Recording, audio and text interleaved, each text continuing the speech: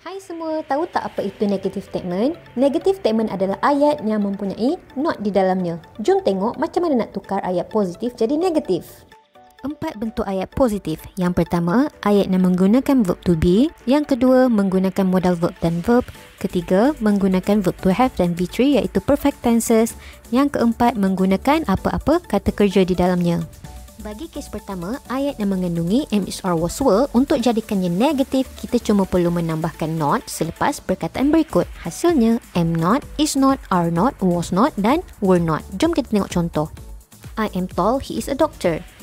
Seperti yang dikatakan tadi, kita cuma perlu menambahkan not selepas am, is, are, was, were untuk jadikannya negatif. Dan hasilnya, I am not tall, he is not a doctor, she was not at the hospital and etc.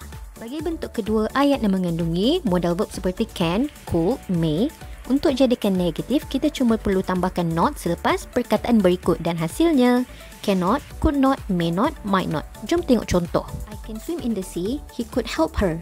Untuk jadikan ayat negatif, tambahkan not selepas modal verb. Dan hasilnya, I cannot swim in the sea, he could not help her, she might not study tonight.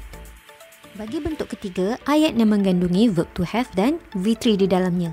V3 adalah perfect tenses iaitu bentuk ketiga bagi verb sebagai contoh eaten, beaten, given, chosen dan sebagainya.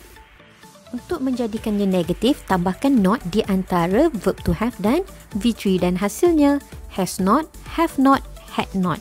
Sebagai contoh, I have swum in the sea, he had been to Canada, she had forgotten her purse. Seperti yang dikatakan, kita cuma perlu menambahkan not di antara verb to have dan perfect tenses tadi dan hasilnya I have not swum in the sea, he has not been to Canada. Bagi bentuk keempat, pertama sekali kita perlu melihat kata kerja yang digunakan, sama ada ia dalam bentuk present ataupun past tense.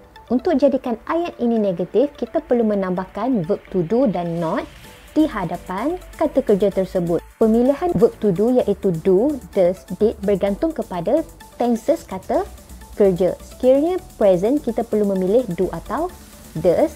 Sekiranya past tense, kita hendaklah memilih did.